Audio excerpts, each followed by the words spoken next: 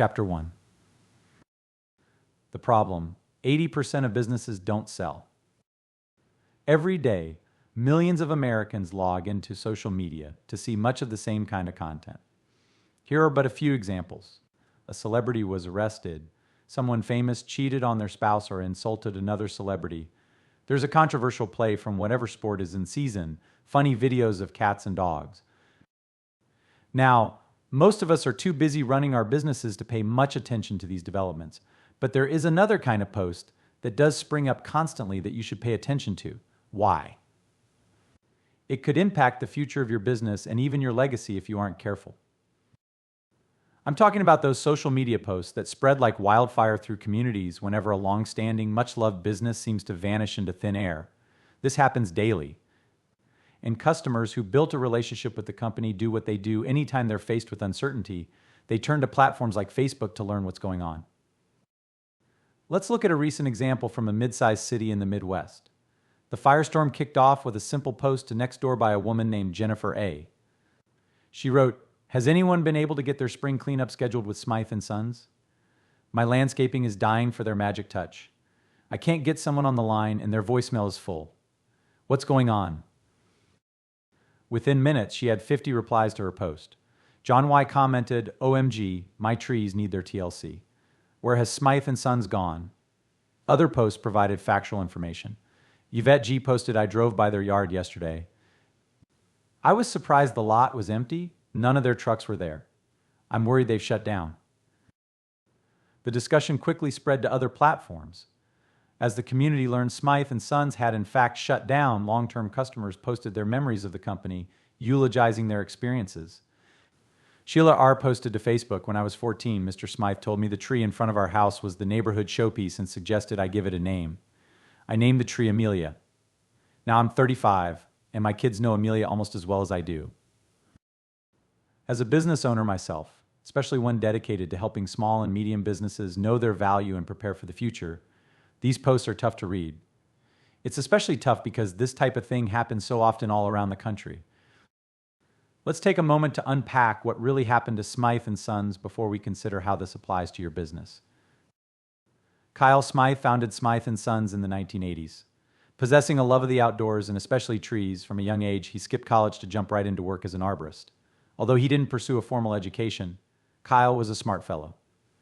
Over the years, he gained multiple certifications from the International Society of Arboriculture. Through his hard work, he built a thriving, multi-million-dollar business. Smythe & Sons soon became known throughout the town for its green trucks and the impeccable care Kyle's teams took to satisfy each client. The company worked all 4 seasons, offering everything from tree trimming and storm cleanup in the spring to Christmas decorating and snow removal in the winter. Throughout the city and suburbs he serviced, Kyle gained a strong reputation, enjoying word-of-mouth marketing worth its weight in gold. Yet this pillar of the community suddenly disappeared overnight. What happened? Kyle Smythe had a thriving business. He didn't have a plan for the future. His company name, Smythe & Sons, was also a bit of a misnomer. His children were not involved in the business. He named the company when his sons were small, hoping one or both would inherit his love of the outdoors and plant life, but it just didn't happen. One wanted to become a lawyer and the other is studying art history at a private school. The void left Kyle to handle everything on his own.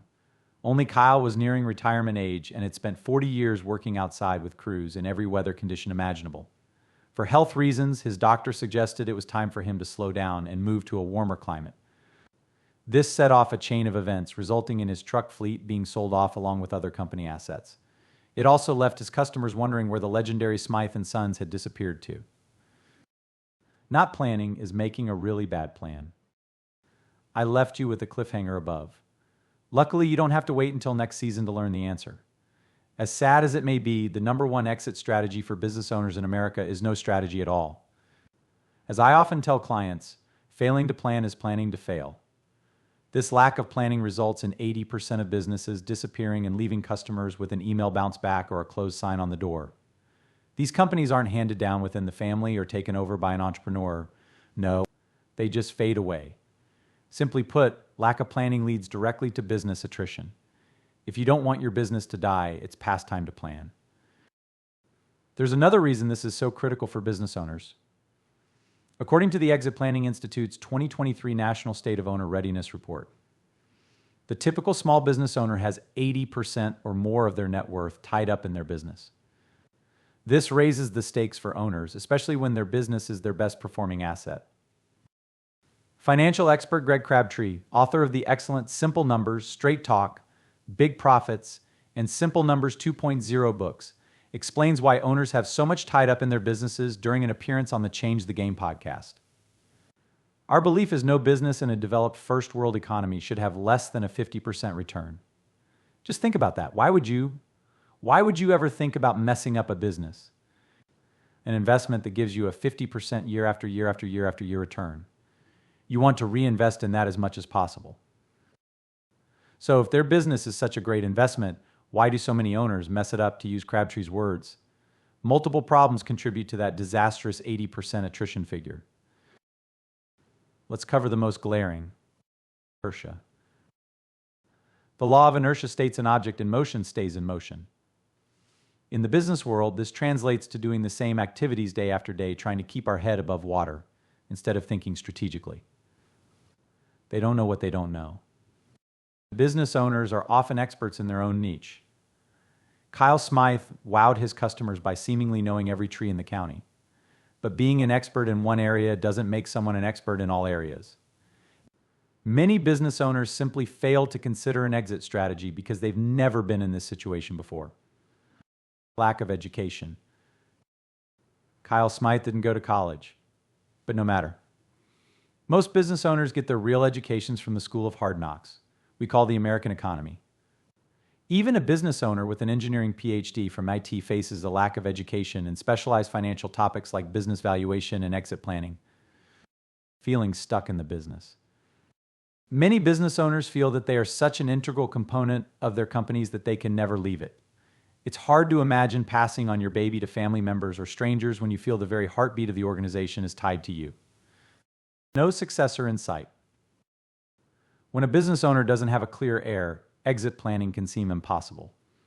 This was the case for Kyle Smythe, who knew there was no chance of his sons taking over the business, even though they were included in its name. These problems may not seem overwhelming individually, but when combined and added to the daily grind of successfully running a business, they become a serious threat. In fact, I've spoken to many current and potential clients to better understand the top reasons owners don't prepare for the future, and I see each of these problems in many of their answers.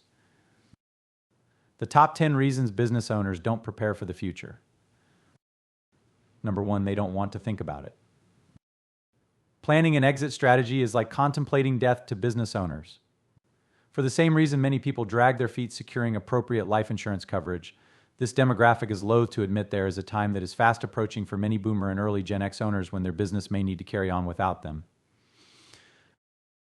Just like the life insurance example, the best way to overcome this feeling is to concentrate on the importance of planning. We've already established how a business can be an owner's best performing investment, representing a vast percentage of their net worth. It definitely deserves the best strategic thinking possible to secure its future. Number 2, it's painful. Business owners often report developing an exit strategy seems like an agonizing process, with some comparing it to estate planning or a root canal. Just as estate planning can turn into an exercise about which relative you are most concerned about angering, planning an exit strategy can involve confronting some hard truths about life and business. Business valuation and exit planning often force us to look at our company without rose-colored glasses. Things we may assume to be true may end up being hot air. But in my experience, most business owners find it less painful than they expected, and creating a factual basis for their future planning to be more than worth it. Number 3, they're too busy. Do you sometimes feel you're too busy to accomplish anything beyond the hair-on-fire tasks? You are not alone. Greg Crabtree explains this notion in Simple Numbers 2.0, writing, "If you are profitable at $3 million, you are usually functioning with your hair on fire because you have an unsustainable labor structure and not enough or not the right management to keep things together. Your only choices are to pull back to $2.5 million or less to maintain sanity and reduce stress, or push through to $5 million or upgrade your management processes and people." Number 4, ego. Outsized egos can complicate any situation, Exit strategy planning is no different. Some owners feel they are never going to retire because they are the business. There's a flip side to this. These owners often fear retirement because they wonder, who am I without my business? It's finding a resolution to these dual concerns usually is not only profitable for their company, but also for the owner's mental and emotional health. Number 5, it's all too complicated. It's not uncommon for business owners to report feeling daunted by the very concept of exit strategy planning. It's all too complicated and specialized far beyond the typical person's understanding of business and finance. They also tend to have little to no education in this area because we are not taught about this topic in our society. The focus is on starting a business and the entrepreneurial spirit, not how to move on from that business. Number 6, lack of confidence. Many entrepreneurs and small business owners consider themselves to be little fish in a big pond, not worth the time and resource commitment to plan for the future. They have no clue just how special they are by running a successful business, and most surprisingly of all, this attitude even extends to businesses with revenues in the multi-millions. Number 7, no obvious successor. Exit strategy planning as a concept is much easier to swallow when the business owner knows who is going to take over their organization. Whether it's a grown child, another relative, or a longtime second in command, planning makes sense to them because they know who is taking over. When they don't know who is taking over, as was the case for Kyle Smythe, effective planning can be thwarted. Number 8, no clarity on the future. Some business owners can tell you the exact beach they want to be on 10 years after they exit their business. Those people need no encouragement to develop an effective exit strategy. They have achieved an internal peace that allows them to carry on despite the noise around them. But many others do not at all know what the next phase of their life will entail. They have spent so much time and energy growing their business, they now struggle to imagine life without it. From a psychological perspective, pushing aside planning is the path of least resistance for them. Number 9, enjoying the easy money. I often talk to owners who have moved from an active role in running their businesses to a more passive role. They view it as easy money and don't feel any urge to change how things are going by planning an exit. Of course, the question for them is if it will always be easy money. This is a condition that can change in a heartbeat. Number 10, everything is going well right now. Some business owners feel like everything is going well right now, so why worry about the future? For one thing, circumstances can change in a heartbeat, like a family medical emergency that shifts life's priorities.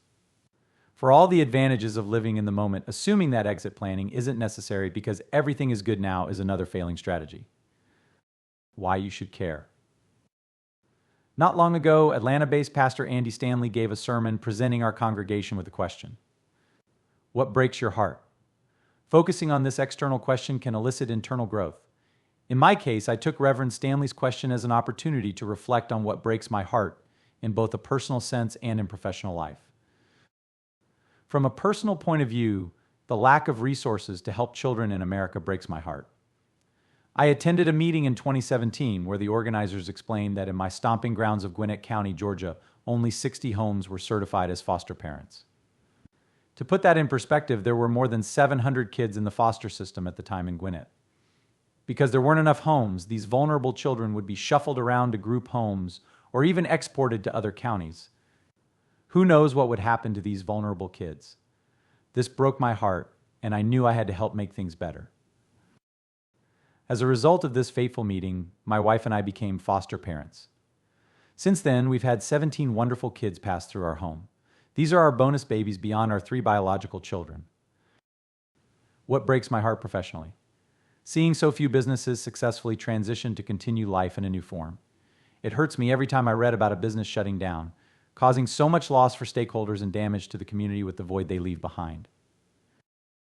Just like I was determined to contribute to the solution of housing foster kids in Gwinnett County, I feel the same determination to help small and medium businesses. What I care about professionally is enabling legacy. That is why I am writing this book. What your legacy can look like. We began this chapter with a cautionary tale of what happens when a business owner fails to properly plan an exit strategy. Kyle Smythe's company shut down completely, leaving his workers to seek other employment and his baffled customers suffering a sense of loss for what had become an important fixture of their community.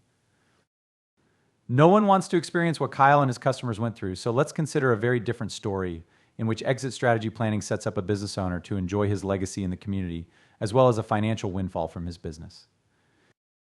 A client we'll call Sam was referred to me years ago because he was interested in planning to exit his business. The company he built from the ground up in Tennessee specializes in landscaping and irrigation work.